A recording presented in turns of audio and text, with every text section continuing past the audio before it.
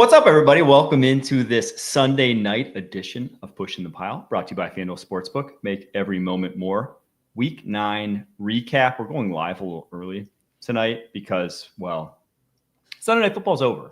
As is, honestly, we could have gone live at halftime here, JP, of this game, and I don't think much would have changed. Yeah, this game was out of hand by the first, I guess you'd say like 3-4 drives. After the fumble kickoff, it was sort of just like a formality at that point. The Seahawks kind of just stomped all over them. Let's get to the big news that just happened, though, before we get into the games, and then we'll get to this game at the end when it goes final. But Jayden Daniels, if you saw it, no explanation seems necessary. That elbow went the wrong way on that run, and I couldn't believe it. We were here me and producer Stryker were here in like the StreamYard green room before, watching the game off to the side. And as he pulls that, I'm like, great, let's subject Jayden Daniels to more hits in the fourth quarter of a meaningless game. And lo and behold, he doesn't get up off the ground. Elbow's going the wrong way. And that's more than likely it for his season and the Commanders at this point. It's horrible, especially when you look at a team and you look at a player like Jayden Daniels, who has suffered through so many injuries this season. The Commanders have really been bitten by the injury bug on the offensive side of the ball. And the fact that this happens on a primetime game against the Seahawks at FedEx Field, I know a lot of Commanders fans are getting flashbacks to the RG3 injury. So it's just unfortunate for a lot of them, but it's just unfortunate for the NFL that a player so promising as Jayden Daniels is going to be potentially out for the season in what is a lost season for the Commanders at this point. Yeah, the NFL has been hurting with injuries, and the timing of them, specifically at the quarterback position, that's going to mark, I think we're up to double digits now in terms of starting back non-week 1 starters that have started games for teams around the NFL. Cowboys and the Commanders now, they have the Lions next week. That was supposed to be a blockbuster game. And here we are, probably Marcus Mariota going to be starting that one. But let's get into the rest of the slate here. And like I said, we'll get to that game in detail at the end of the show. Chiefs-Bills. Bills win 28-21. My number for this game, 5. That is the amount of 5 straight years the Bills have beat the Chiefs in the regular season. The regular season, they're being the obvious caveat because I think they would trade any and all of those 5 wins for just 1 playoff win. But 5 straight years now, the Bills seem to have the Chiefs number in the regular season.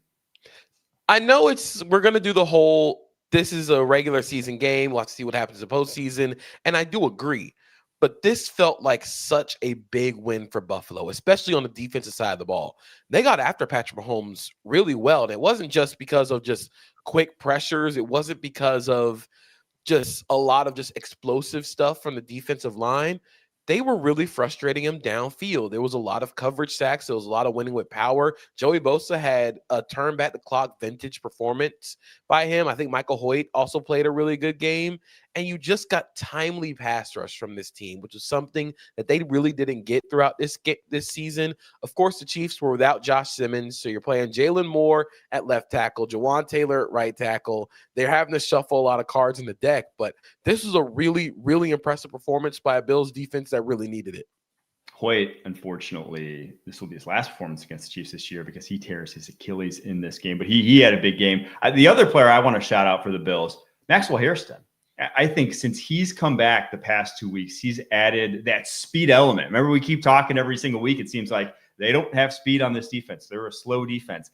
And then you see him midway through this game, go ball, Xavier Worthy. He's literally stacking Worthy. He's the one out ahead of Xavier Worthy on that go ball. And then the other deep pass to Worthy, he picks off 2 big plays, doesn't give up a catch this game at all. I think I was about to say resurgence, but like his emergence past 2 weeks, the fact that he's just now back playing football, your first round pick, he looks like a player for them, or at least adds an element that they've been missing for this Bills defense. You know how in the draft or when an NBA team drafts a young player, they're like the star stopper. You like insert star here, stopper. Yeah. It's like how it was how Andre Iguodala was supposed to be the LeBron stopper in the finals. You got like the Kawhi stopper, the Curry stopper. Drafting Maxwell Hairston felt like the Xavier Worthy stopper. They needed somebody who was going to be able to run with them, especially when you have a defense that is built on more smarts and strategy than pure speed. And the go ball that he ran with was super impressive. He caps off his day with a pick. It was just a really impressive game by a rookie who really needed it. And a team that really needed his performance on the back end. I actually thought that entire secondary had a really good game as well. Well, I thought the Bills, so funny you mentioned that because I thought the Bills' last 2 first-round picks, not only Maxwell Hairston, but then I thought also Dalton Kincaid, were picks made specifically seemingly for the Chiefs in mind. Like they were almost trying to replicate the Travis Kelce, Patrick Mahomes mind meld by drafting a guy in Dalton Kincaid who is, a similar sort of talent in that regard. Like he has man coverage beating traits. You saw it in this game. I think this was like one of the first times where it felt like in his 3-year career now that Dalton Kincaid was actually that guy that can be relied on. I mean, the corner out touchdown was him just winning one-on-one. So the actual go-to in the middle of the football field sort of guy that Travis Kelce's been for Mahomes over the course of his career, it seems like Kincaid's finally turned that page into becoming that player. And I think for Kincaid and also for the tight ends, which is a really big part of this game, I believe according to NFL Pro, the Buffalo Bills tight ends in this game caught 130 yards on 5 catches and a touchdown. So on those downfield passes, they were attacking tight ends, which is the way you want to beat the Chiefs, which is play action, force their linebackers to cover in space. Leo Chenal is not a coverage guy. Nick Bolton has lost a step athletically. Drew Tranquill is probably the best coverage linebacker, but you saw it in this game that they wanted to attack that team downfield, especially attack their linebackers. And like you said, Dalton Kincaid is the guy to go do that. So this felt like a proof of concept in a way for the Bills' young guys against a team that has sort of beaten them over the head with a lot of the draft stuff lately.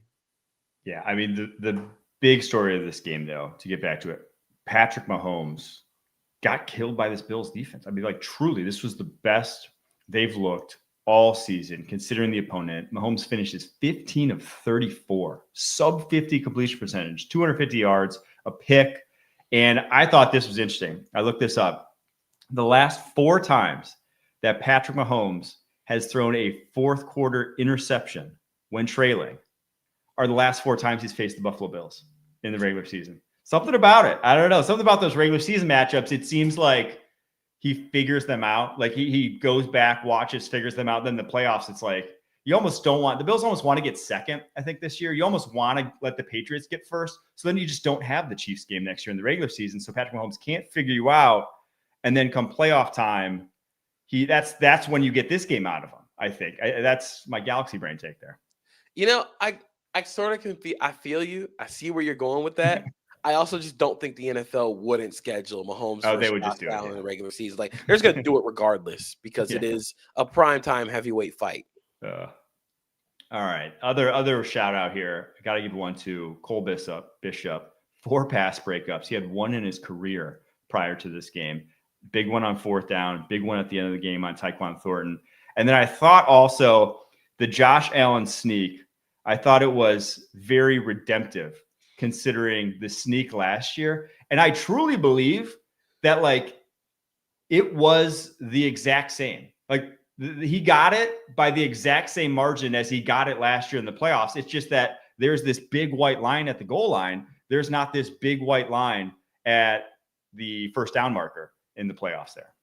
Yeah, it felt like a little bit of redemption. I do think that Josh Allen needed this redemption, especially against the Chiefs for the last few weeks and for the playoff game against the Chiefs. For Kansas City, you still can't get pass rush outside of Chris Jones. And that is, again, it's always been the issue for this defense. If you can't get pass rush outside of 95, you're not going to be able to win a lot of games, which is tough considering how much money they pay Karlaftis, because that kind of kneecaps you when it comes to adding talent to that defensive line. But I expect them to make a deal up front very soon. Yeah, I think this one, considering, again, you're going to see him again. You saw Karlaftis basically be a non-factor in this game, whereas on the flip side, Joey Bosa was taking over. There's a lot of pass rushers that look like they're available at the trade deadline. I agree with you. I think a move gets made before Tuesday. Let's get to Bears-Bengals. A one for the ages. So many good numbers to pick from here. I'll start with this one, and I'll just rattle off a few. This one, 1,071 as the combined yardage in this game. Sixth most all time.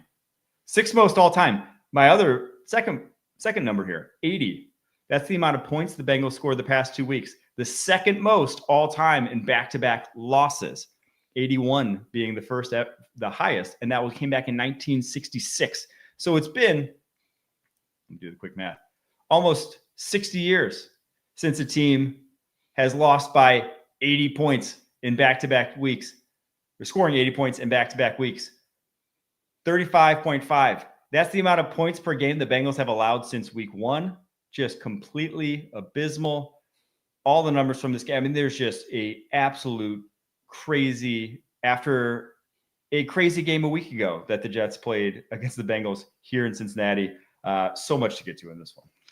There's so much here that I can really add to talk about the Bengals defense, but this is the most telling stat.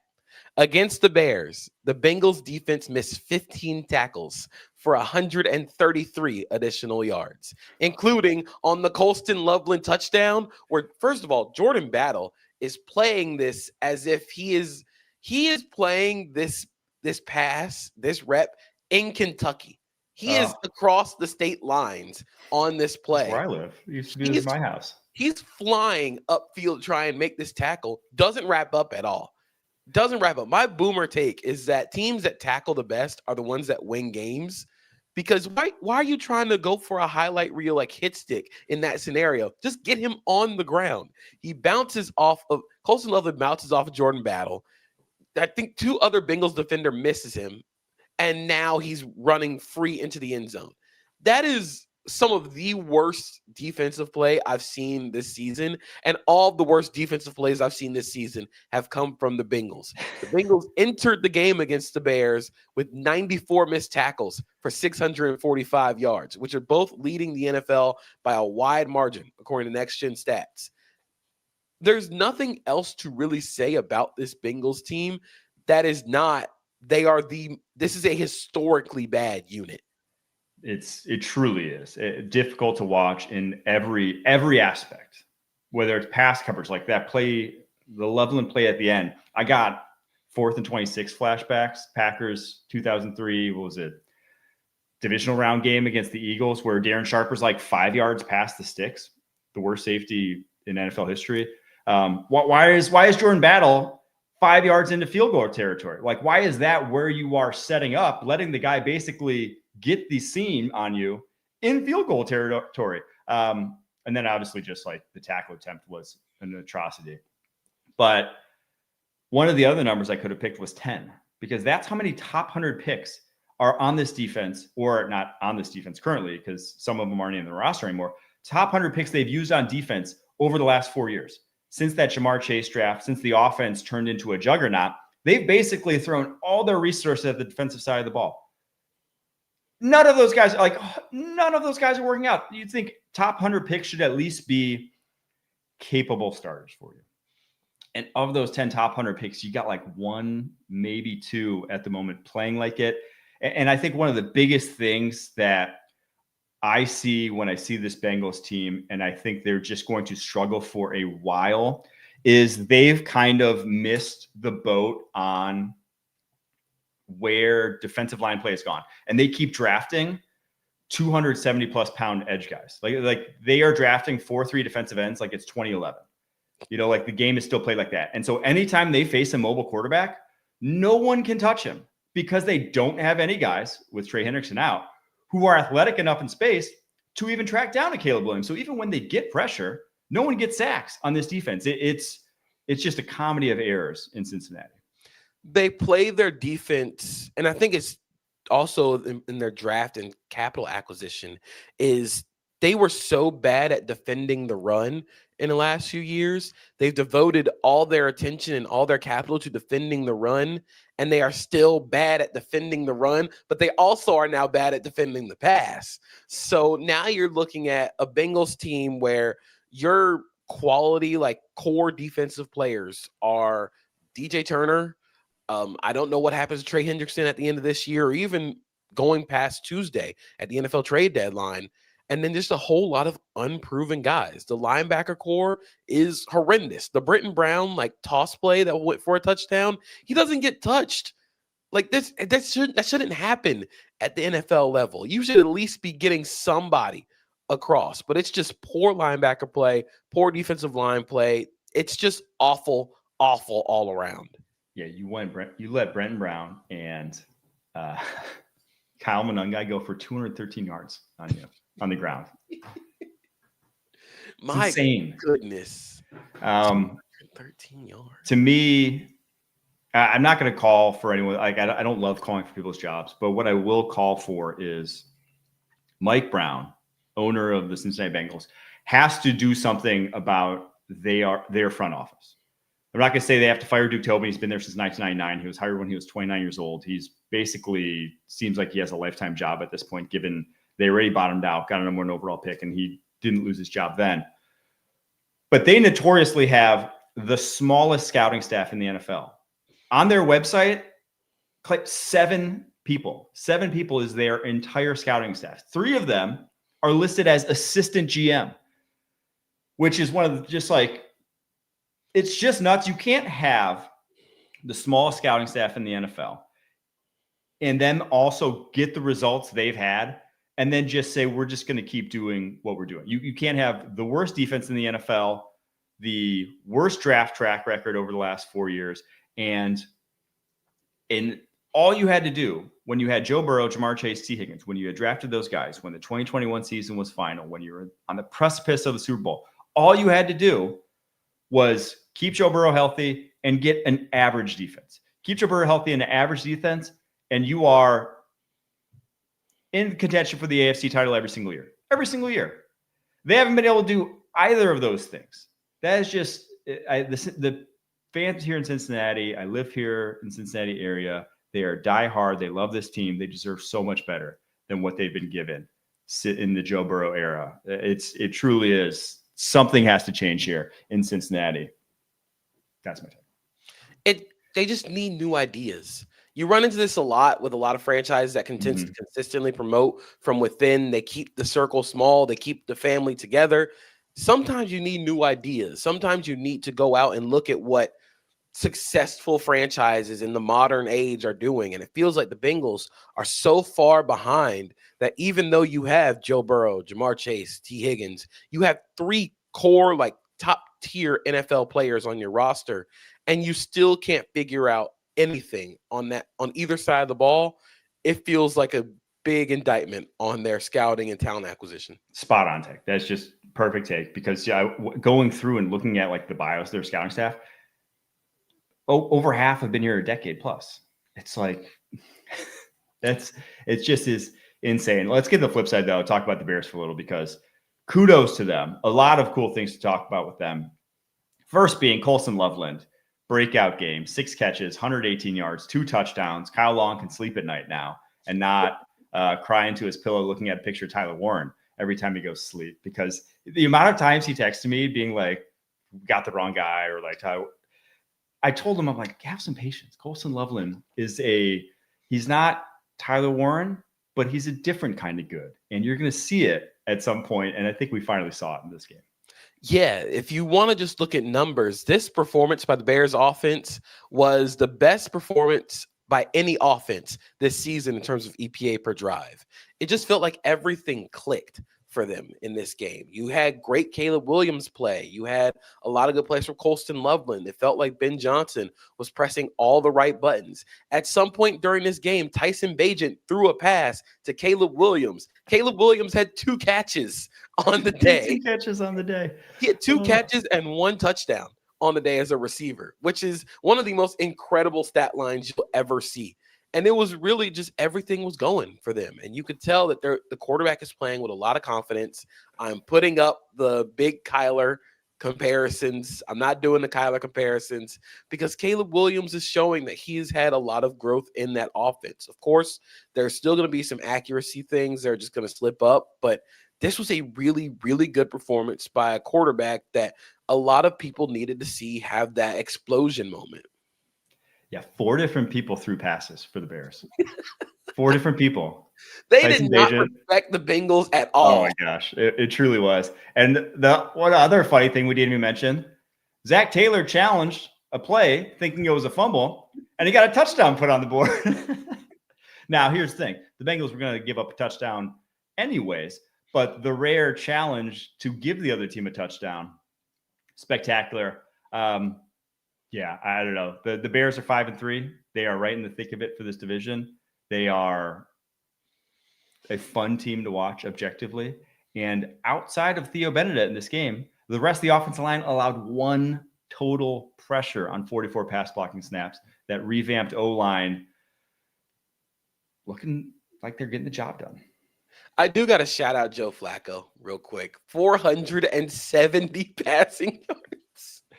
I can't believe we're getting this from ageless wonder Joe Flacco. The T. Higgins touchdown to end the first half was sick, where he just goes up and over Nashawn Wright. But I do have to say that Hail Mary by Joe Flacco to end the game was a little bit of a he's showing his age moment, because that ball didn't even reach the red zone. We had some ugly Hail Marys today. It was Mahomes Hail Mary too. Yeah, that one was a stinker too. We got to get guys back in the lab, do some better Hail Marys, or just pull a Tua and just take a sack. Just watch Aaron Rodgers. I can tell you what they're going to do every time. The trick is you bait inside with wide sets, and then you pop an offensive lineman out around to get that scramble on the edge. It's what the Packers did every time with Rodgers, and you need that time. Last note, and then we'll get out of this game, but there's so many notes you could get to in this game. Austin Booker. Sack fumble was, he baby boyed Orlando Brown Jr. That was, guy hasn't played all year, first game of the season, obviously 5th round, showed some flashes as a rookie. That was a high-end pass rushing rep. That was a monster rep. Like, that was one of my, the agenda is finally here. He put Orlando Brown on his butt, which is really hard to do. So it was really impressive. And again, the Bears need somebody to step up as a pass rusher. Why not Austin Booker? Why not Austin Booker? I hope so. I had him as top 50 player, so I'm reasonably high on what he could do. We shall see. All right, Colts, Steelers. Steelers win 27-20. What is your number from this game, JP? There were so many numbers from this game, but my number is 18. That's how many pressures the Steelers defense had in this game. It's the most pressures the Colts offense has given up this season. But the other number I could have gone with was 6, because that number, give more context. The Colts turned the ball over 4 times through the first 8 weeks of the season. They turned the ball over 6 times in 3 hours on Sunday. This felt like Mike Tomlin masterclass. Yep. When we talked about this game leading up into it, it was, we had to have a Mike Tomlin voodoo devil magic game for the Steelers to really get a win out of this. And it happened. The tip interception to Jack Sawyer that just magically falls in his hands. Sure, man. Okay. That'll work. The interception he threw to Peyton Wilson was bad. He just didn't see Peyton Wilson underneath on the Josh Downs play. But the biggest thing that stood out to me in this game was, once the run game couldn't get going, it was really hard for them to throw the ball. They didn't respect their play action a lot. You were forcing Daniel Jones to throw into tight windows over the middle of the field, and that sort of slowed down the Colts offense, including all the pressures. The pressures were also the biggest thing. And I want to really highlight that this is when the Steelers defense is at their best. They're forcing turnovers. TJ Watt strip sack was literally that's like the vintage TJ Watt play, where he just dips around the corner. He gets to strip sack. Alex Highsmith had Bernard Raymond in the device for most of the game. Just when he gets to the top corner, and the Steelers pass rushers are so good at getting to the top of their pass rush and flattening. They flatten at the corner so well. They're among the best finishers of pressures in the entire NFL. They're not going to always have big pressure numbers, but they always have a lot of sacks because they finish every pressure. So they might not have high pressure rates, but I can guarantee you almost all their pressures finish in sacks. But they were able to stop the run. This was the best their run defense has looked. They played Jalen Ramsey at safety a lot because they're still trying to figure out that dynamic with Kyle Duggar and Jalen Ramsey. But I actually thought this was the best Steelers defense has looked all season. Given the opponent that they played, it was a really impressive game by them and a game they needed to sort of prove that they can still kind of, if this continues, they can still kind of throw their weight around. Yeah, the Steelers edge group is, and has been for a while, interesting because they'll disappear in some games because of what you're mentioning, how they rush the passer. They are very top of the pocket, get back. And those guys, if you are matching and mirroring and pushing them past the pocket, quarterback doesn't even feel that. Like they're not even feeling them for most of the game. But what they do is they sneak up on you and they'll force a lot more fumbles than your bull rush guys. They'll force a lot more fumbles and they'll translate a lot more pressures into sacks because you don't see it coming because they're behind you. And that's why, when they really got your number, like Highsmith had for Raymond, like Watt had for Smith in this game, your quarterback's in danger because, and you saw with Daniel Jones, 3 fumbles in this one, 2 fumbles in this one, lost 3 interceptions that he just was back to his Giants form. And I think you can, the fun Daniel Jones for MVP conversation, I think it died an early death here in week 9. It took a major hit. And again, it's a lot of credit to the Steelers and all the vets in that locker room because they changed their defense up a lot. If you're still wanting to use next gen stats and how they play defense against the Colts, they use split safety coverage on 46.4% of their dropbacks, the most this season for any Steelers game.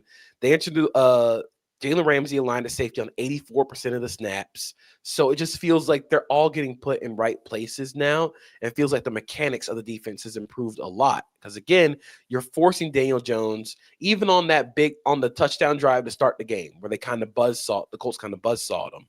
There wasn't a lot of middle of the field stuff. It was always Daniel Jones throwing hole shots. It was outbreakers. It was finding Alec Pierce in the hole of cover 2. But those throws are incredible. The reason you don't see a lot of hole shots, even though they're really cool, and that's where you want to throw the ball against cover 2, the reason you don't see it a lot is because it's a low percentage throw.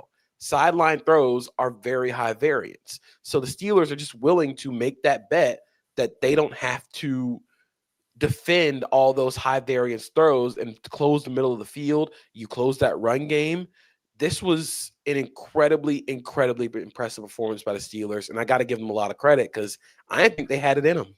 And especially, we've talked about it a bunch with Daniel Jones. He is much, much better between the numbers than he is outside the numbers. Outside the numbers is his kryptonite. That is where he just accuracy waivers. That's not where he wants to be throwing consistently. So if you can force him to, going to have a game that probably looks like this more often than not, unfortunately, for Daniel Jones. Aaron Rodgers, ADOT watch, 3.3.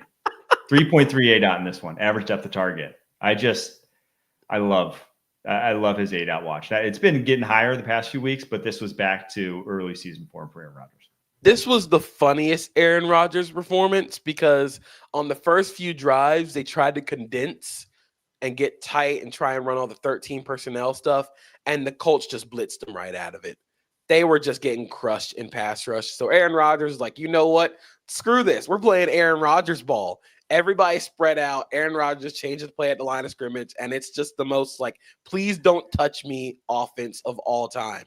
And it worked because what Ruddy really was able to do was he diagnosed all the Lou Anarumo blitz looks. Because Aaron Rodgers has seen every blitz, every look that in the NFL that has ever been thrown at him, Lou Anarumo couldn't fool him if they were spread out. So I think Aaron Rodgers needed to go into the please don't touch me offense. There was a lot of Darnell Washington in this game, a lot of Darnell Washington targets, which is awesome, but also like, man, 2 consecutive Darnell Washington targets when you have DK Metcalf is a little funny. Yeah, but it's throwing him a slant. It just like hits him in the chest. He's not ready. He's like, he can't turn fast enough to be ready for it. He's not. You cannot run Darnell Washington on slants. It has to be fade routes. You have to have him box out the defender.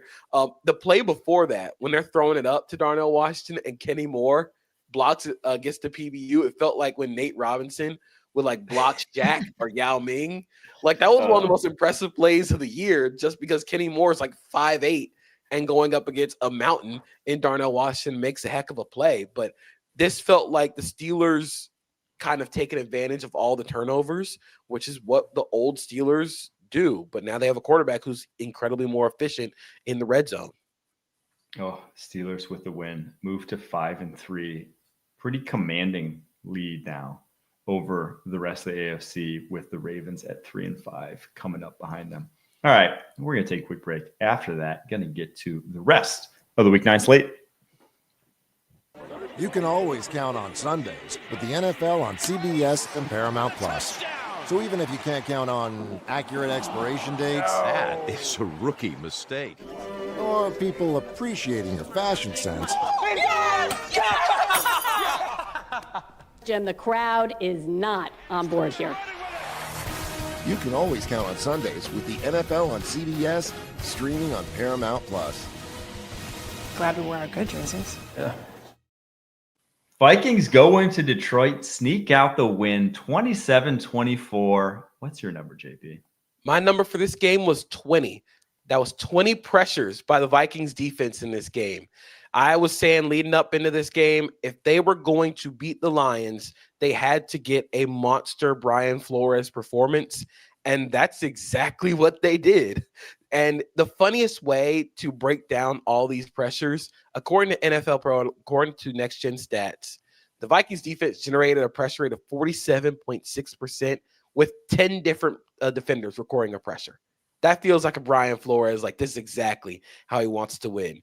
Do you want to know who led the pressures for the Vikings? Eric Wilson, middle linebacker. He led the team with 6 pressures, 2 sacks on 17 blitzes. This just feels like what the Vikings do defensively, and it really stood out because the Lions didn't have answers for the blitz. That was the biggest thing that stood out when you watch this game. Whereas a lot of times in previous seasons, you saw Ben Johnson on the sideline really have a lot of answers when it came to protection and getting answers for Jared Goff. It felt like John Morton didn't have a lot of those answers for the blitz, so it felt like Jared Goff took on more, which we knew was going to happen with this season with the Lions. But this game, it really felt like Jared Goff kind of slipped up a little bit. He was pressured a lot, he was sacked a lot, and it just felt like he wasn't comfortable. And it really took a lot of the wind out of the sails of the Lions offense. Now, I will have to acknowledge Christian Mahogany goes down in this game. Probably not going to have Christian Mahogany the rest of the year. Tate Ratledge goes down in this game. He had to come back into the game because Christian Mahogany got hurt. Taylor Decker also gets hurt in this game. Penei Sewell gets hit in the face in this game. There's like 4 or 5 offensive linemen all gone at some point in this game. So I'd have to acknowledge that the offensive line was not healthy. But this was an impressive performance by the Vikings defense, one I'm definitely going to want to go back and watch. And then offensively, like, I'm not going to say J.J. McCarthy played great because there was a lot of meat left on the bone. But I do think he played okay. Like, clearly he played good enough for them to win. He made enough throws, which is exactly what the Vikings were hoping for this season. The entire game plan was to be lifted up by a strong defense and a strong defensive coordinator performance, and for McCarthy just to make enough plays. The throw to ice the game to Naylor was incredible. That was an awesome throw. Like, you have to hand it to him. The downfield accuracy, the touch, the confidence looked a lot better than early in the season. There was a throw to Jordan Addison for a touchdown that was really nice. The in-between stuff was really rough. You could tell that there's a lot of miscommunication. There's a lot of getting the play in late for this offense, and McCarthy still didn't look super comfortable. But again, he just made enough plays, and that's what you're hoping for this Vikings team going forward. Yeah, I'm looking forward to watching the McCarthy All-22 because I do think there were enough throws to get you excited just from my watching on the TV copy. That's like, okay, that was if it was too much for him, and like you said, there were moments of this game that it looked shaky. But if it was too much for him, I don't think he would have gotten the plays he had down the stretch. But this story of this game was the Vikings defense against the Lions offense, in my opinion. 5 sacks, Jared Goff took. He hasn't been sacked 5 times in a game in over 2 years with the Detroit Lions. Last time was week 7 of 2023. So that's just how the Lions operate. They don't subject Jared Goff. The offense isn't made to get him hit a lot. It's a lot of stuff that lets him diagnose pre-snap or very quickly post-snap via formations and whatnot, that where he needs to go with football, you don't see him get beat up the way he did in this game very often. Yeah, and it felt like because he was getting beat up, you could tell that his internal clock sped up a lot. And that's something that you really worry about with Jared Goff. It was a worry when he was in Los Angeles. And I'm not saying that he's the same quarterback, because that's not fair to Jared Goff. But anytime you can speed up a quarterback using the blitz, you want to do it. That's how you're able to win. And with Jared Goff, because he doesn't make a lot of those second reaction plays, a lot of those second, I'm not going to say like out of pocket, but those scramble plays that you see a lot of the elite quarterbacks make, Jared Goff doesn't do that. He hasn't had to. So in order for this team to win against the blitz, you have to have better answers. And that lies on the coordinator, but it also lies on protection. That just really didn't hold up in this game. Do we think, so the Detroit Lions that had a chance to take a hold of NFC North, did not, drop to 5-3, do we think they make a move before Tuesday's deadline? Last year, they traded for Zadarius Smith. Vikings also made a move last year, traded for Cam Robinson. Do we think either of these teams make a move here this week? I definitely think the Lions do, just because I think they still want to look for more help along the defensive line. But I kind of don't think the Vikings do. Their trade deadline acquisition was hoping JJ McCarthy plays well. So I don't think they're the one who makes the deal. I do think Detroit's going to try and add another pass rusher to this defense. All right, let's get to the Panthers at Packers, because I'm contractually obligated to talk about every single game. Panthers win 16-13. My number is unfortunately 104. That's how many yards the Packers outgained the Panthers by. They've actually outgained their opponents in every game except for the Cardinals game this season. I didn't see this one coming. I'm going to keep it real. Neither of us did. I know that the Packers have played down to their competition. I did not know the offense was going to go into the rut it did, but just so many oddities in this game. You had the Savion Williams fumble. You had a missed 43-yarder. You basically had the Panthers actually have a really good game plan to take Micah Parsons out in terms of effectiveness. He had only one pressure all day.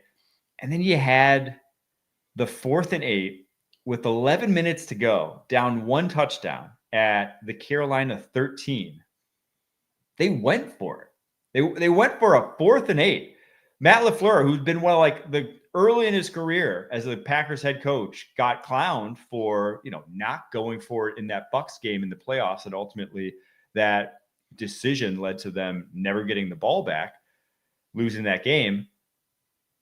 Goes for a 4th and 8 with 11 minutes left. That felt like, and the analytics back it up, it was a 41% winning percentage, according to some models, when you kicked it, versus a 36% go for it. They don't get it. It was one of the weirdest plays and could have even been a pick six. But Mike Jackson dropped the ball. It just felt like, kind of felt like the Browns game, where it's just a lot of weird things happen and ends with the Packers loss. This game was just weird to watch, as an auxiliary view. This was a game that I would check in on through social media. And every time, I saw the Jordan Love 4th down play on the drop, Mike Jackson INT. I was like, what's going on here? Nothing about this game makes sense. But I think of something that we talked about when we talk about the Packers a lot on this show is they are an incredibly talented team. They are still one of the youngest teams in the NFL. They're incredibly talented. And I think they have incredibly well-designed offense. Their inability to run the football is going to be what costs them games. And even in this game, they ran for 104 yards, but they had a negative 0.22 EPA per play on early down carries. That's where the Packers want to live. They want to run the ball on early downs. You want to make it as easy for them to get first downs as possible. But because they can't run the ball, you're constantly putting yourself behind the 8 ball. And Jordan Love is having to dig you out of 3rd and 8s, 3rd and 10s. And that's just not a sustainable way for any quarterback to live in the NFL. So I just think that the Packers need to sort of reevaluate what their plan is and how they're going to execute on offense, because things are going to get a lot more difficult from here. Especially when their defense, I think, is going to have issues against teams that did what the Panthers just did. Want to just pound the rock with heavy personnel because they don't have heavy personnel to match. They just flat out don't, this Packers team, unfortunately. We've talked about it a bunch. They're undersized on the interior. They want to play lighter boxes. They want to basically create havoc with that front. But if you just line up and run power, counter, downhill, and they're going to see that with a lot of the other offenses, top offenses in the NFC, they can kind of control the game against the Packers defense. Rico Dowdle goes for 130 on 25 carries for 2 touchdowns. And that was how they won this game. I mean, Bryce Young finishes with 102 passing yards and a pick, 48.3 passer rating. Like he did nothing through the air. It was really all on the ground and all, field position. And that's how they end up sneaking away with this win. This is also, the Panthers have a 5-4 record. Like, first of all, that's insane to me. The Panthers, who, again, the start of the season was so bad for them. They got smoked by New England at the beginning of the season. And now they have a winning record. I'm not saying like the Panthers are going to be a playoff team, but it's incredibly impressive by Dave Canales to get this team to where they are and adjusting to what is being thrown at them. So in this game, Rico Dowdle, 25 carries for 130 yards. Chuba Hubbard only goes for 5 carries for 17 yards. That's new. That's an adjustment that they made after sort of trying to break up the carries 50-50 for both guys. They just rode the hot hand, and it led them to a win. And I think this is the best way to maximize Bryce Young, which is very funny because I'm saying, no, don't let him throw the ball. But in a way, like when you're able to run the ball and minimize how many times you have to attack downfield and put the ball in precarious situations, that's a really good way to win. So it's an incredibly impressive performance by Dave Canales, and I give him a lot of credit for getting this team to above 500. I think I deserve this. I think this was karma because on the trade, we did a segment together on CBS HQ last week where they asked us to come up with one trade for each team. And James Lamberts, who was the producer, is the Panthers fan. And so we put the Panthers on the show. Like who should the Panthers trade for was basically the question he posed me. And I, on the show, said none. They should be sellers at the deadline. And he's like, what, you don't think this team can make the playoffs? They're 4-4. And I was like, they're probably going to lose this weekend. You get what you can, build for the future. This isn't their year. Lo and behold, they go into Lambeau. They beat the Packers. I deserved it. It's cosmic retribution. Also, I want to end on this. Rico Dowdle, I was going back and I was looking. Can you remember someone who has had a career like Rico Dowdle? He's third in the NFL in rushing yards. He has 735 rushing yards this season. He did not start a game in the NFL until his 5th season. He was a UDFA. Can you remember any career like this? Do you remember Philip Lindsay for the Broncos? Okay. That's Yes. the only one that sort of is similar. But even then, like, Rico Dowdle not only was a cast-off entering the league, he was sort of like a cast-off from the Cowboys. The Cowboys did not want him running the football for them this year. And now it sort of looks like a win-win for both teams. Like Javonte Williams is playing great and Rico Dowdle is looking like a quality lead back in the NFL. So it's really cool for him. And I think it's just really cool for this Panthers offense to find their identity in all of the investments they made on the offensive line and in the run game. That is what they want to be. And I think it's cool that they just don't deviate from that. They know what their gimmick is. Now it's on you to stop it. I also do think it's hilarious that they have a moderately highly paid running back in Carolina in Chuba Hubbard. They have a 2nd-round pick that they used last year in Jonathan Brooks. And the guy who's dominating is making $2.75 million on a 1-year sort of prove it deal. And he's 3rd in the NFL in rushing yards. Just sometimes it works like that in the NFL. Let's get to the Broncos at Texans, where the Broncos eke out an 18-15 win. The under there obviously hits. That one was fairly obvious. What is your number from this game? Trying to find a number for this game was a little difficult. Just in all of the in all of whatever happened in that game. But my number actually is 5 catches for RJ Harvey. He led the team in catches in this game. This felt like two defenses. So, like in like movie fights or like in movie boxing fights where they show the close up of the opponent's face when they get punched in the stomach.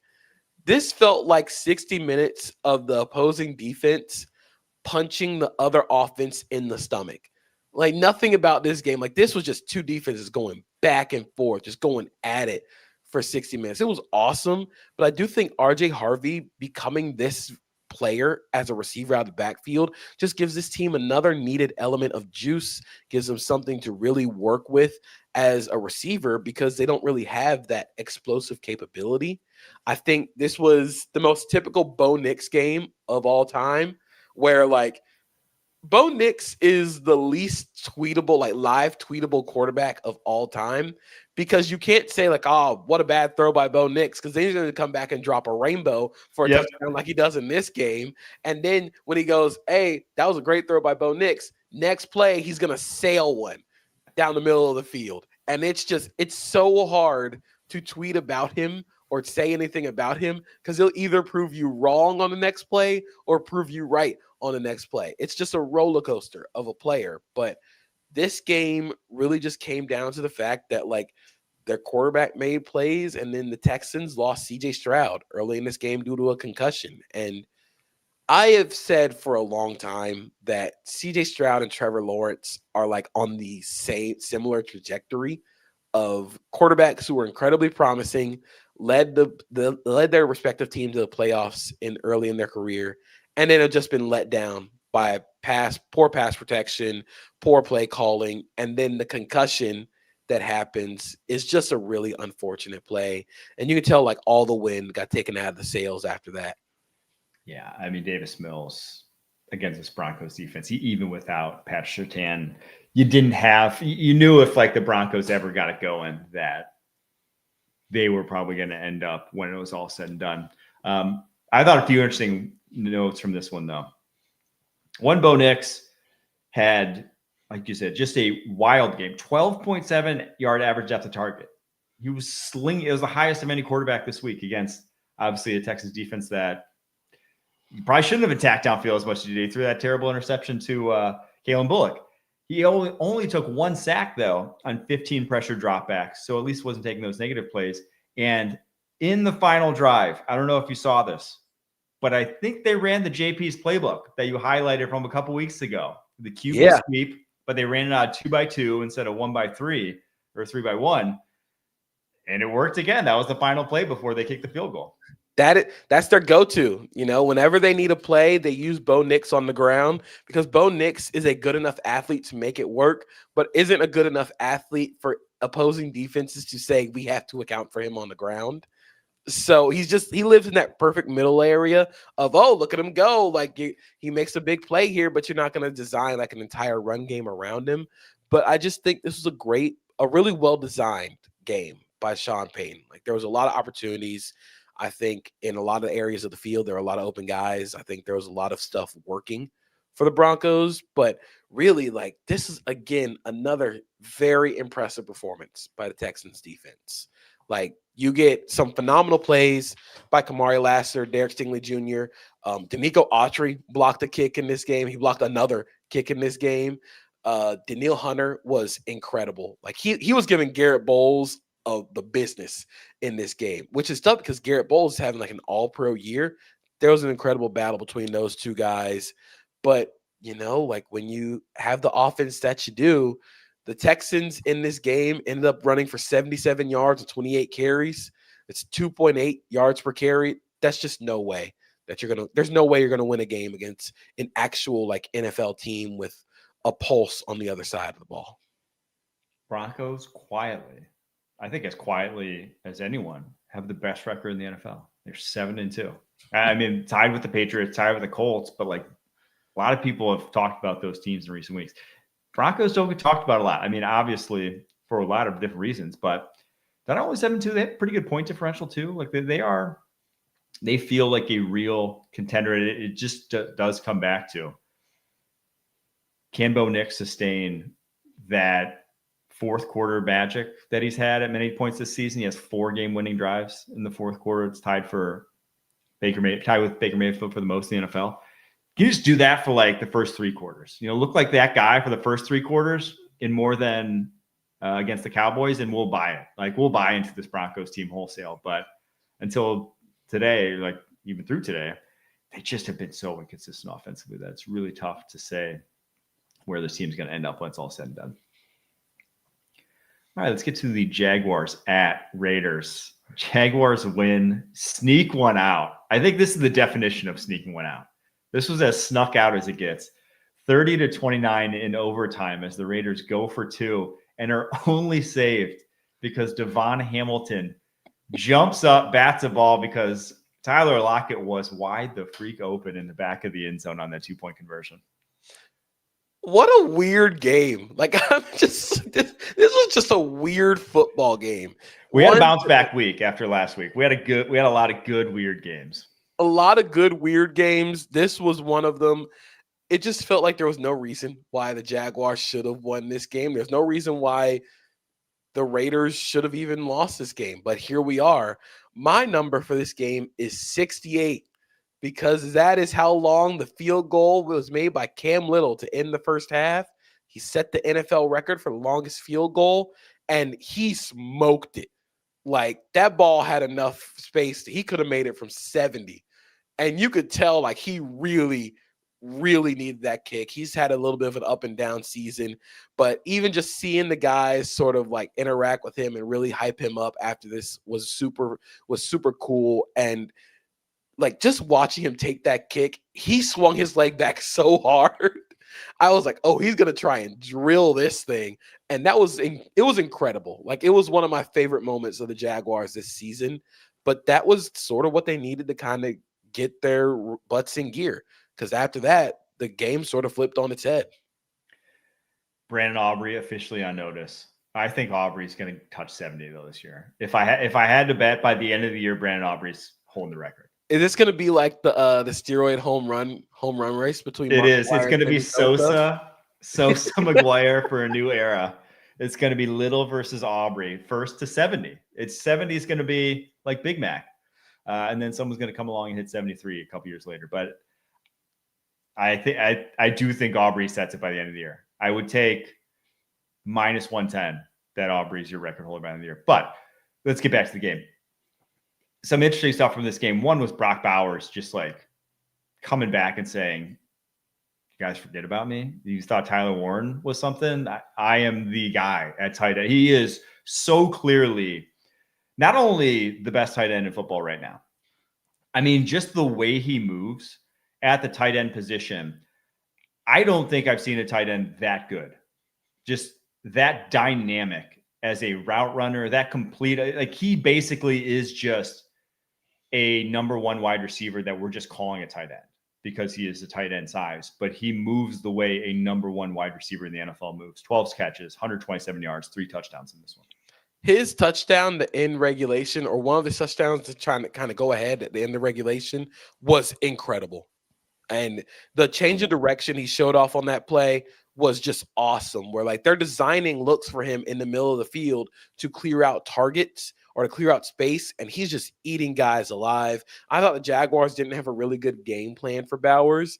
At some point, I was like, look, man, just double him. Like, what are we doing here? There's no reason to not double him in this game, but he was incredible, and you can tell the kind of force that he plays with when he is fully healthy. Those movement skills, like you said, it really changes things, and this is what the Raiders can be when Brock Bowers is healthy, because they live in 12 personnel, and you have to acknowledge that 12 personnel in the run game. But because Brock Bowers is basically, I called him tight end Puka, because just because of the way he moves and the way they use him, you have to try and get a body on him. You got to try and get a lighter body to defend him, and it just causes so many problems. It caused a lot of problems for the Jaguars, but he was just incredible in this game. Yeah, he's a different cat. But for the Jags, I mean, I felt like it was kind of a ball don't lie, though. The PI on Ventrell Miller, on Trey Tucker, that got them into scoring position or got them into the position to score that touchdown at the end of overtime. It was weak. And after getting screwed in the Bengals game week 2 on a weak PI and actually losing that game, it felt like retribution for the Jags to get one after a PI call like that. Yeah, as a Jags fan, this game was a roller coaster of emotions. Outside of the customary goofy goober interception by Trevor Lawrence, it was in the first quarter. First of all, you're running I think shovel option / sprint out to the short side of the field on 2nd and goal. I don't like the process behind that play call, but you also just need to throw it away. You don't have to make that throw. And it was an interception, Isaiah Polamau. But outside of that, I thought Trevor Lawrence played really good given the people he was throwing to. So De'Ami Brown goes out of this game with an injury. Brian Thomas Jr. goes out of this game with an injury. Brenton Strange already on IR. Travis Hunter already on IR. So at some point during this game, the Jaguars receivers were Parker Washington, Tim Jones, Austin Trammell, and Hunter Long. And somehow this team won the football game. So I think it was an incredibly good it was a good game by Trevor Lawrence.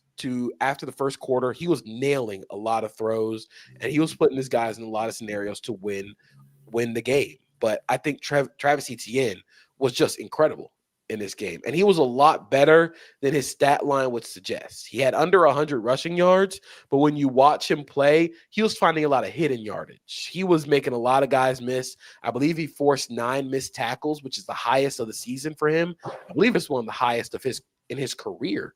So he had an impressive game just as a runner. He was making a lot of guys miss on 22 attempts, 43 yards after contact, after those missed tackles. It was the game that I was sort of hoping for from Etienne, who has played really well this season, even when the Jaguars' run game has been sort of up and down. But yeah, this was the game they needed. Josh Hines-Allen tied the franchise record for career sacks, so that was really cool to see him do that. But this was the game the offense sort of needed to kind of kick back in gear, because in the second half, I think every drive they had ended in points. I do think Liam Cohen, one of his greatest strengths as an OC that I've seen over the year and a half now of his tenure, is being able to incorporate backups in their skill sets. And like what you see with Parker Washington being kind of a chain mover in this game, 8 catches for 90 yards when, he wasn't meant to. Ideally, he wouldn't even be out there, right? Like ideally, like he's not part of your best 5 when you're throwing out, 3 wide, a tight end, and a running back. He's not out there, but you're forced to play him, and he gets, he's productive. And then being able to feature your running backs also when you don't have those skilled wide receivers on the outside, like we saw last year with Bucky Irving, and we're seeing now with Travis Etienne getting 5 catches, 31 yards, then 84 more on the ground. Like that still being able to generate offense when you don't have your A squad. I feel like Cohen's been exceptional at that over the course of his career so far. And if you're looking at the AFC playoff picture now, the Jaguars still have the 7th seed with the Chiefs right behind them. And it is a very long season. But if the Trevor Lawrence Stumble-Ruski touchdown is the thing that keeps the Chiefs out of the playoffs, I think that would be the single funniest thing to come out of this season. Dude, I mean, I don't think it's going to happen. I'll be honest, but yeah, I don't think it's going to happen. But in a world where it does, it would be hilarious. All right, we're going to take a quick break. After that, going to get to the rest of the Week 9 slate.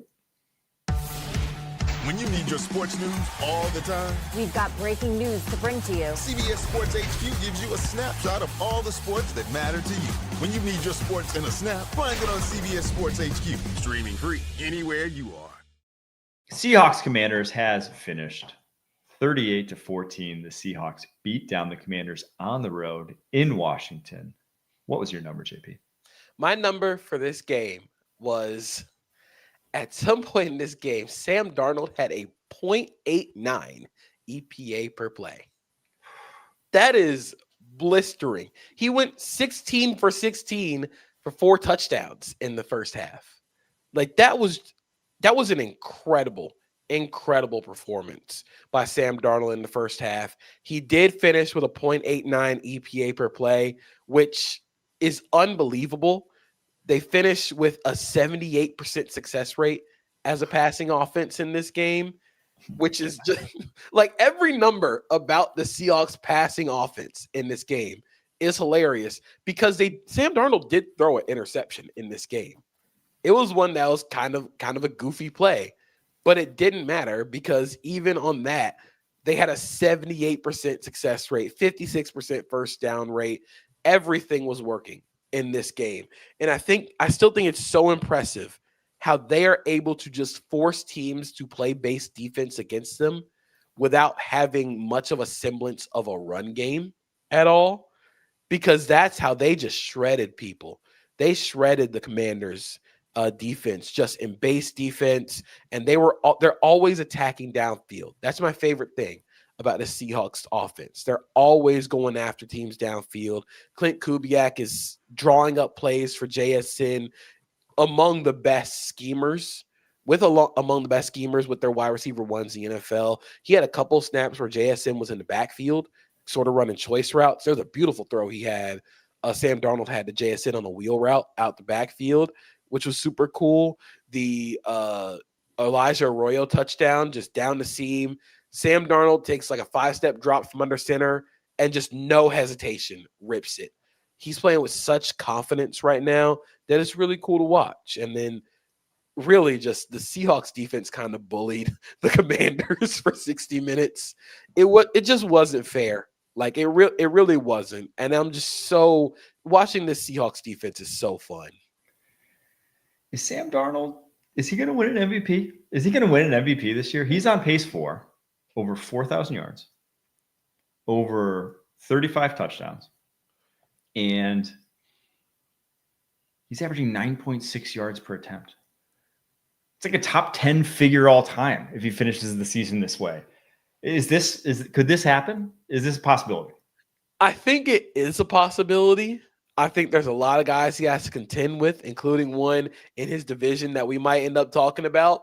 But I'm just so impressed with the confidence that he's playing with and the ability to attack downfield with high-level ball placement, the high-level accuracy. We always knew that he had the arm strength to make these throws, but now the confidence, the cleanliness with the way he plays has been so cool to watch as he grew into this guy. And Clint Kubiak is really sort of just – I said that Clint Kubiak is the Remy to Sam Darnold's linguine, if we're using like Ratatouille, and he's pulling the strings for him, and he's making high-level throws.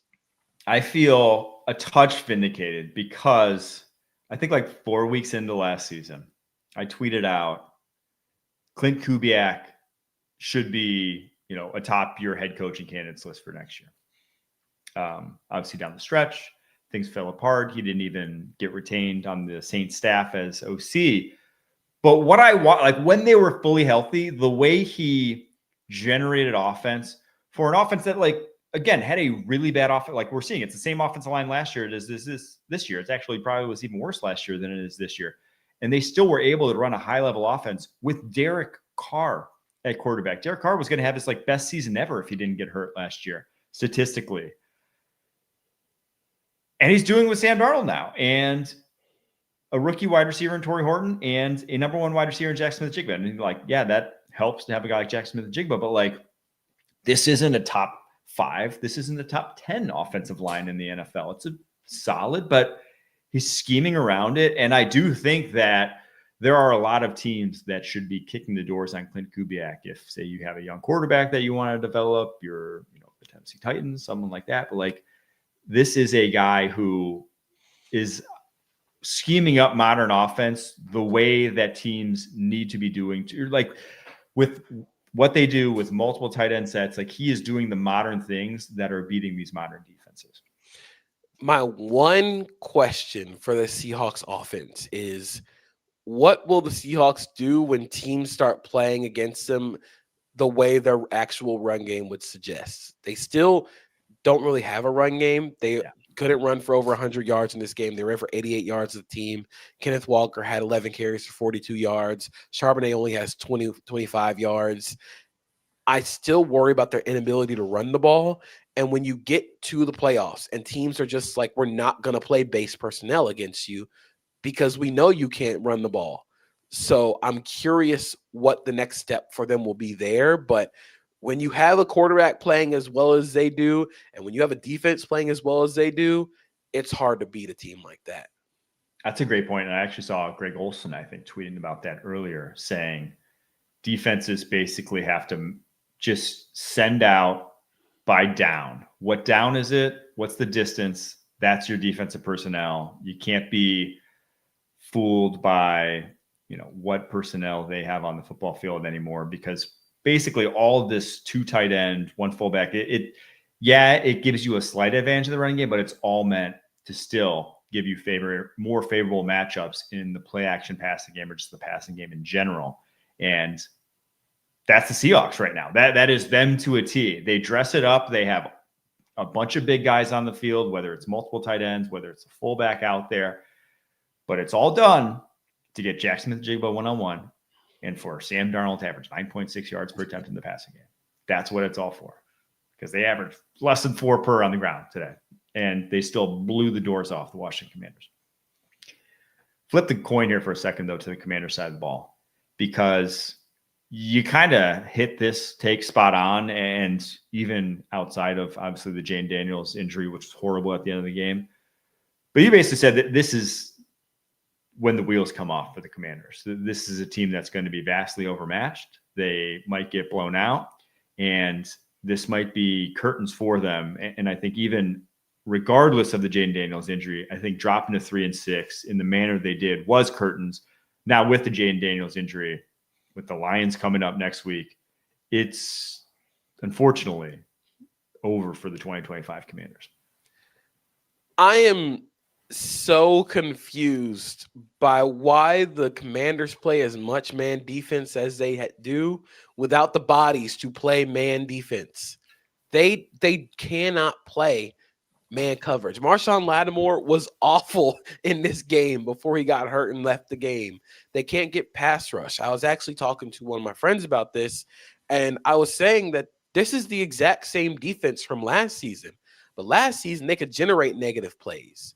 Even when they were getting gashed like they would last season, all it took was 1 turnover. All it took was 1 sack. That's all they needed to get the ball back to their offense. But now they can't get pressure, which means they can't get sacks, which means their defense, their secondary is left exposed. They're not creating turnovers as often. And this is what Dan Quinn defenses are at this point. Like, even when he was in Dallas, those defenses were incredibly volatile. They would have incredibly high highs, and they would also give up 40 points because when those volatile plays, when those chaotic plays aren't working, they don't have any answers. So I don't know where the Commanders go from here. They have the 2nd oldest roster in football. Like, all the vets that you expected to work out on this team, especially on the defensive side of the ball, haven't worked out. So what do you do at this point? Yeah, to create chaos, sometimes you can do it via scheme, but when you face actually good teams, you need players that can create chaos. They don't have players in their front 7 that are capable of that right now. Like Frankie Luvu isn't the same guy he was a couple of years ago on the precipice of 30 years old. Bobby Wagner obviously isn't the same guy, and they do a lot of it because they don't have the true edge rushers to go home to get home one-on-one. So yeah, it just ain't working this year for this Commanders defense, and they just didn't have Superman bailing them out the way they did a year ago. I actually do think that the Seahawks attacked the Commanders' protection really well in this game. I might like talk about it later, but the Commanders full slide their protection all the time. It is always like they're going to slide 4 guys, leave the backside guy on an island. And all the Seahawks would do, it happened on the Jayden interception to Ty Okada. They lined up all their numbers on the side that they were full sliding to, and then they brought Devin Witherspoon on the backside. Nobody blocked him. And that felt like that was happening all game. they would just poke holes in all their slide protections. And Jayden Daniels was sort of running for his life before he got hurt. And so with Mike McDonald calling plays the way he is, Leonard Williams was amazing in this game. Devin Witherspoon was all over the field. Ernest Jones went out of this game with an injury, which is something I do think needs to be monitored because those linebackers aren't that good without him. They just, if Ernest Jones is healthy, they got dudes at every level of this defense. Yeah, the Seahawks are admittedly a house. I don't think there's any team right now that you can for certain say is better than Seattle. There is obviously a stronger tier one in the NFC than I think there is in the AFC, but the Seahawks are in that tier one pretty firmly after this game. All right, let's get to Falcons at Patriots. Patriots wasn't pretty down the stretch. They ran out to a 21-7 lead, sneak out a 24-23 lead. My number from this one, 7.7. That was Pop Douglas. That was his yards per route. He was only on his 100-yard game, 4-catch, 100-yard game, 1 touchdown game. He was only on the field for 13 pass plays. Very efficient, a good number, an elite number for a whole season in terms of yards per routes, 3. It's 7.7 in this one. I thought it was kind of just business as usual for this Patriots team. Drake May making some superhuman throws, just the ability to attack down the football field in a unique manner that not a lot of people can. Now, he made some big mistakes in this one. The fumble before the half was like a big no-no. That was a play that, unfortunately, I would say he's made a lot, but he has taken a lot of sacks. He took more in this one, 6 again in this one. That's, if anything, to point to about Drake May's game where it's like, that's a problem. That has to get better. Is that part of his game? And that's kind of what sunk them in the second half. But still more good than bad, and still a team that's now 7-2 atop the AFC. I actually think this game was, I'm not going to say impressive, but it was very telling for both sides, for both teams. I think for New England, this was a game where, once again, you were led by your quarterback who made some really high-level throws, and you got some really cool plays from Pop Douglas. The touchdown that he had where they kind of isolated him on Jalen Walker, who is much more of a blitzer. He is an edge player at this stage in his career, and you get an edge player in coverage on a quick receiver, that's going to happen a lot of times. It was a long handoff. You had some really cool plays by Stephon Diggs. There were a couple of downfield throws that I thought were really impressive, but really what they did was they attacked J.D. Bertrand, and that he's just not a guy that should be on the field right now for the Falcons. They don't really have that linebacker with Divine Diablo out. But I also do think the Falcons defense sort of acquitted themselves well. I mean, they got a lot of pressure.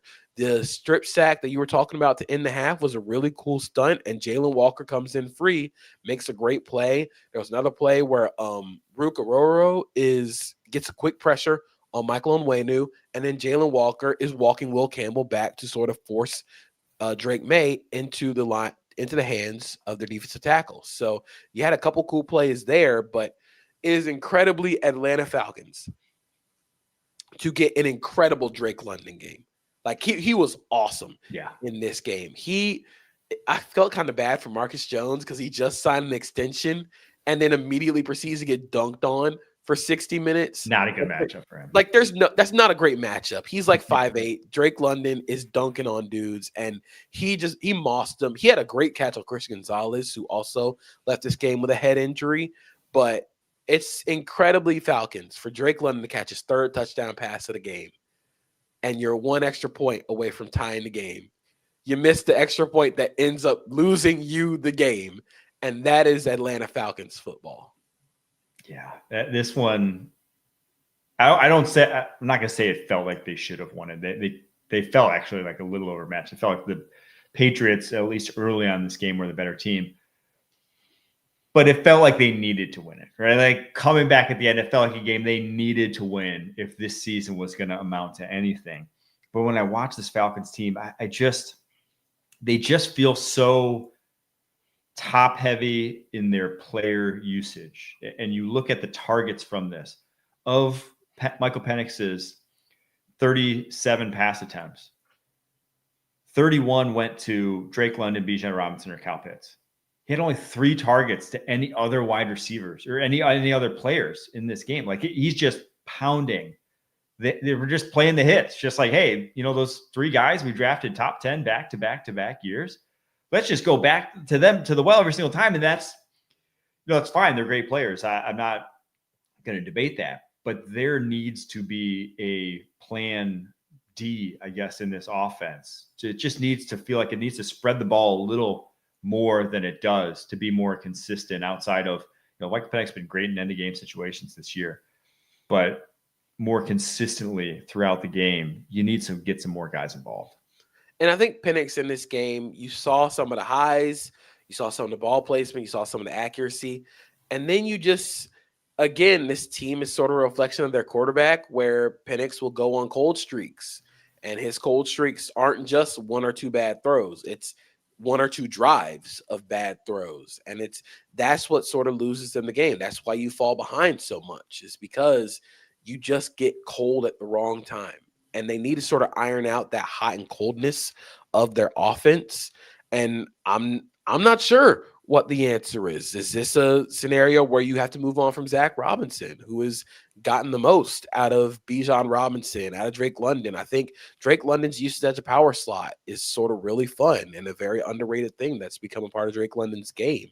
You got the most out of Kyle Pitts this season, but it still doesn't feel consistent. That's the biggest issue with the Falcons offense. It's never consistent. Like there's always like explosions of 34 points and then like 6 the next week. This has to be something they have to address throughout the rest of the season, just finding some sort of just even level. Can you just get an okay performance? The only team that scored fewer points this year than the Falcons in the NFC is the Saints. That's crazy. If you would have told me that heading into this year, they have second fewest points in the NFC, no way. Absolutely no way. It's been unfortunate for the Falcons offensively because their defense has been so good. Like their defense has been a playoff to even more than that caliber defense. Jalen Walker looks like a stud. He has 2 sacks in this game, and yet still another L. They dropped to 3-5. Let's move on to Chargers at Titans, albeit briefly. My number for this game as the Chargers win 27-20 is 14. That's how many points were scored by the Titans defense and special teams, and they still lose. When you get 2 scores by not your offense, I don't have the exact stats on that, but I'm guessing your winning percentage is fairly high. The Titans can't do it. I think if you get 2 scores and the other team has both their offensive tackles injured in the game, because they lost Bobby Hart and Joe Alt to an ankle injury in this game midway through, I think that even goes up higher. And yet with all of that, the Titans need a field goal with like a couple minutes left just to cover the spread in this one. I don't know. There's really not a lot to talk about with this Tennessee Titans team. For the Chargers, it was like business as usual. You get another big injury, unfortunately, but at least you come away with a win. You can move 6-3 here. Justin Herbert led this team in rushing yards again. Like how many games is that now? I don't know off the top of my head, but it has to be like more than half. But it just feels like, and I hate to say this because people are going to think like I'm making excuses for Justin Herbert, but he is playing with among the highest degrees of difficulty for any NFL quarterback right now. With not having Joe Alt, who might be out for an even longer time than previously, because Adam Schefter reported that this high ankle sprain might require surgery.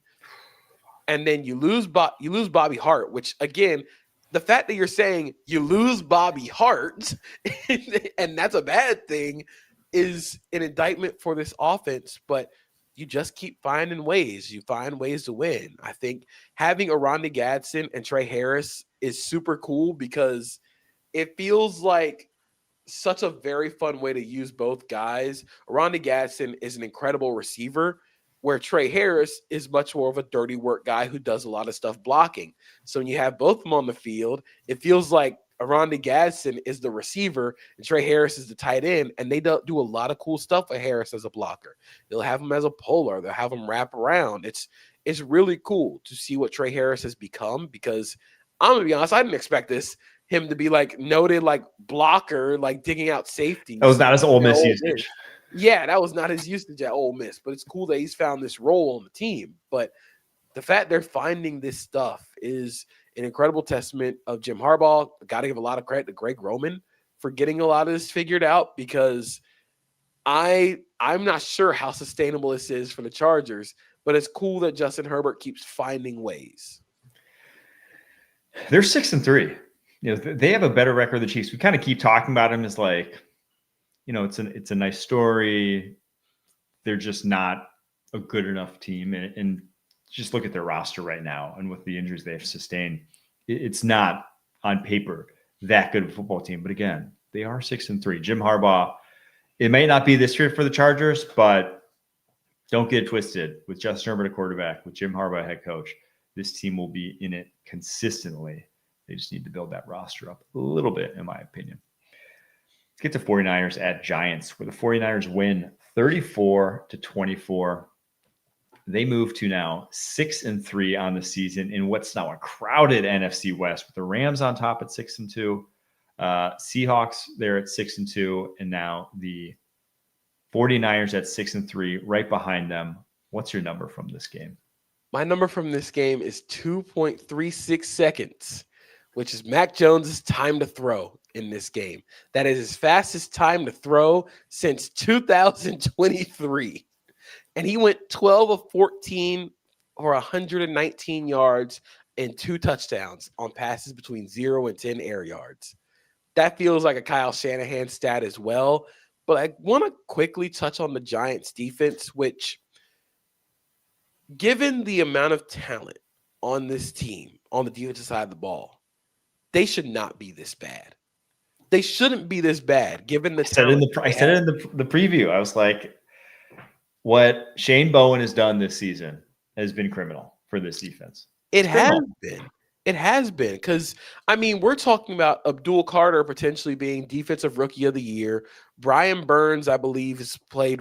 Brian Burns leads the NFL in sacks. He's tied with Myles Garrett for the NFL lead in sacks. He had another sack in this game, so he has the sole lead in sacks in the NFL. And you let 34 points up to Mac Jones and the 49ers offense, and it just feels like this just isn't sustainable. Something has to change. I believe Shane Bowen's going to get fired at the end of the season. I think Brian Daboll is going to get fired at the end of the season. Yeah. But, this felt like a Kyle Shanahan masterclass. You get another great game from Christian McCaffrey, who, once again, I know we're still on like Christian McCaffrey watch. He had 28 carries in this game. He had 5 catches in this game. He led the team in targets. Like, this just feels like another day for Christian McCaffrey. This feels like a normal Sunday for Christian McCaffrey this year. So it's cool that he keeps doing this, but the 49ers cannot win for losing, because Michael Williams tears his ACL in this game. And just, I don't know how they're going to keep doing this. I really don't. But the fact they keep doing this is pretty cool. McCaffrey now, the 10th most touches all time through 9 games. Top 10 all time. 229 touches through 9 games. Oh, my gosh. Means he's going to go well over 400 this season. I get what the game plan is, but he is going to be, it just doesn't feel like the season to do this to him, because he's not that old, right? He's 27, I believe, and still under contract for a couple more years. You are basically, he's 29. You're robbing future Christian McCaffrey, I feel like, right now. Like, you're robbing future potential with every 30-touch game that he has. Maybe I'm wrong. Maybe he's ageless, and maybe he's going to sustain this for the next 2 years and you're golden. But it feels like with all the injuries, just like mix in someone else. Don't put an all-time workload on a guy, because we've seen in the past, outside of pretty much every running back out besides Derrick Henry, when someone gets an all-time workload one season, the next season they're not the same. That's how it works, especially at 29 years old. So I guess it's winning you games now, but I don't know how long it's going to last. I don't either, but at this point, the 49ers still in the playoff picture. They have wins over the Rams, over the Cardinals, over the Seahawks. I believe they are the 6th seed right now if the season were to end today. I kind of get why you're just giving McCaffrey all these touches because you're still in the playoff picture despite what the defenses look like. So if you actually do want to make a run for this, you might as well try and give it all you got this year because you don't know if you're going to get this level of Christian McCaffrey next year because of how volatile he is health-wise. You don't know if you're going to get this year from George Kittle. You don't know if you're ever going to get this like Mac Jones, like backup quarterback magic. I didn't say magic, but you're not going to get this level backup quarterback play every year.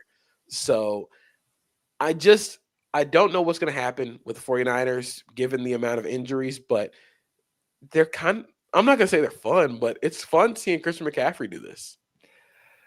On the flip side, Jackson Dart, I'm coming around. I think he's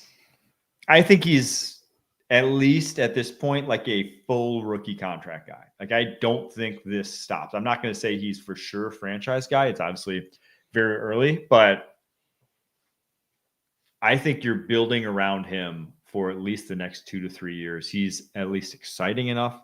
He creates enough on his own. Now he has to protect himself better. He took some shots in this game. If it was like Bryce Young taking those hits, he would have been on a stretcher, but kept bouncing back. There's just nothing around him, unfortunately, at this point in time. Like there's just not enough talent to see this team winning more games and Brian Daboll, Joe Shane saving their jobs at this point. I'm still a little worried about some of just the finer points, the details of the quarterback spot for him, especially against zone coverage, especially when not facing a man blitz. But he can run the ball really well. He knows what to do against man coverage, and he can extend plays. And that's something that you need when you're a young quarterback. You might not have all the answers, but your body will be able to cash a lot of those checks. The problem is he cannot be your leading passer and also your leading rusher in this game. He had 8 carries for 56 yards, led the team in carries. That can't happen anymore because, like you said, you have to protect him from himself. He's not going to slide. He's not a quarterback who's going to slide. He's going to take those hits. He is an incredibly tough, albeit reckless quarterback. So you have to protect him from himself by taking a lot of the hits off of him. In a way, he feels sort of similar to Jalen Hurts and how we talk about Jalen Hurts in terms of like, you got to protect him from himself a little bit, but he can hit the go ball and he can create plays. He can extend plays. Now it's just about figuring out how to get the most out of him. All right. Last game on the docket here. Saints, Rams roll 34-10, cover that big 14.5 point spread. My number, it's 111. That's Devontae Adams with 2 more touchdowns. That's his career total. Ties Tony Gonzalez for 8th all-time. Guy he may not be like an all-time receiver, but truly an all-time red zone receiver because not a lot of dudes have his combination of size, shake, vertical ability, body control, and hands to just fade king, short area. Like he has 111 touchdowns because there are not many receivers in NFL history better in the red zone than Devontae Adams. So we brought up Sam Darnold and Drake May for the MVP conversation. I got to bring up the Immortal Chamber and Matthew Stafford because over the last 2 weeks, he's thrown 9 touchdowns and no interceptions. He's up to 21 touchdowns and 2 interceptions on the season. I don't know. I don't know, man. He's doing this at 37, coming off of a mysterious back injury that had him in the Immortal Chamber in the entire offseason. It's so impressive that he's doing this at this stage of his career. He's just throwing long handoffs. Like he had another no-look pass over the middle of the field today that just was wicked. And it was so fun to watch from the end zone view because I'm going to see if I can find that the all 22 of it for the next couple of days because it was so fun to watch. And then you get all your complement of guys back. You get Puka back. They still ran a lot of 13 personnel, which I think is a very fun addition to this offense for Sean McVay. Puka did leave this game with a chest injury, which I'm starting to worry a little bit about all the hits adding up on Puka Nacua. But when Matthew Stafford is playing like this, when the pass rush is playing the way they do, and when Devontae Adams is playing like this is the formula that won them a Super Bowl in 2021. So I'm not saying it's going to happen again, but if any team's going to make lightning strike twice, it's Sean McVay and the Rams. Yeah, they're putting city miles on Puka, though. His usage is just like outlandish. We're talking about McCaffrey at running back. He's the wide receiver equivalent of Christian McCaffrey right now. It is sad, though, to talk about the Saints just for a second. Alvin Kamara going out like this. He has not had a run of 10 yards since week 5. He has not had a run longer than 18 yards all season. It's it. It's over. One of the most interesting Alvin Kamara facts, though, he never had a 1,000-yard rushing year. Really? He's never had a 1,000-yard rushing year. That's a little crazy. If you would have asked me, I would have been like 3, 4. He's never had a 1,000-yard rushing year. Some of that Sean Payton and just like how he uses running backs, but Alvin Kamara never had a 1,000-yard rushing year. But it's this Saints team. It's almost just like sad watching them because it's a lot of guys who were very good at one point in time. Alvin Kamara, Demario Davis, Cam Jordan, amongst others, but they're just not right now. If they had Marshawn Lattimore still, it really would be like a going to like a museum and just be like, oh, they were so good once, but then they're still playing. They're still like trying. Like it's a museum where they come back to life at night, like that museum. But this Saints team, they are in a hot battle right now with the Tennessee Titans for that #1 overall pick as they drop to 1-8. So I have to ask you this because I was thinking about it and I'm sort of leaning towards this way. Is Kellen Moore a one and done coach? Because there's just nothing that you can say like, what do the Saints do well? That's a great question. They don't run the ball well, which I think is the craziest thing, given that was supposed to be what Kellen Moore came over to do. But I even last year, I was always like, they're not that creative on the ground. They're obviously effective and one of the most effective ever, right? Won Super Bowl, but it wasn't like they were. You watch Miami and you're like, okay, they're effective via scheme. With the Eagles, it was always just like, oh, they just have the most ass-kicking offensive line. I could go call inside zone 25 straight times, and Saquon would have gone for 100 against the Rams, So it never felt like it's kind of how I always felt watching the Eagles. And now watching the Saints, I'm just like, yeah, I mentioned they had the least points in the NFC. Well, they have fewer points than the Falcons, and they've played one more game than the Falcons. So they not only have the fewest points in the NFC, they haven't had their bye yet. They're just abysmal offensively right now. 138 points in 9 games. Yeah, I just think he's a one and done. I really do. There's nothing to write home about for the offense, and you're supposed to be the offense guy. But on top of that, I haven't been impressed with some of his game management skills. I think that he has cost this team a lot of points in ways. So I don't know if there's enough to say like, hey, this guy has done enough to be the guy, the head coach in the next few years, the guy that you want to pick another quarterback. And this was my worst case scenario for the Saints going into this season. It wasn't that they would be bad because we knew they'd be bad. It wasn't that they wouldn't be able to find a quarterback because we knew they'd be bad. They'd be at the top of the draft. Their worst case scenario was finding out that Kellen Moore doesn't have it. And it feels like we're like on that path because I don't know if he's got it as a head coach. Some guys just are good calling plays. And even then I still have questions about Kellen Moore calling plays, but I just don't think he's got it as a head coach. I got a sidebar here because I agree with that. But I looked up, I asked AI because when we were talking about Matt Stafford's, I was like, he's 37. I was thinking, how many people have won MVPs? And I was like, I think Rodgers for one of his was 37. And I think Manning might have been 37. Turns out 4 different MVPs have been 37 years old, exactly 37 years old when they won it. It was Rodgers, Peyton Manning, Rich Gannon in 2002 and Y.A. Tittle back in 1963. I feel like that's a lot for that age. I feel like if you sampled like mid 30s, that might be the highest. I'll have to do that after the show, but maybe there's something in the water or in the immortal chamber with Matt Stafford. This feels like the Packers like age 27 thing. Yes. I won a Super Bowl 27th year. Age 37 MVPs. Age 37 MVP year.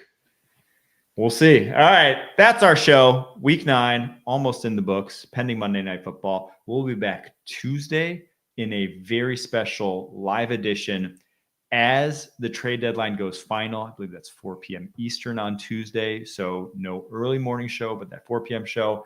And then a programming note, we are not doing the Wednesday show anymore. We're going to jam it all into the Tuesday show. So moving down to only 3 shows a week. So glad you guys could tune in. Thanks so much for joining. Until then, keep pushing.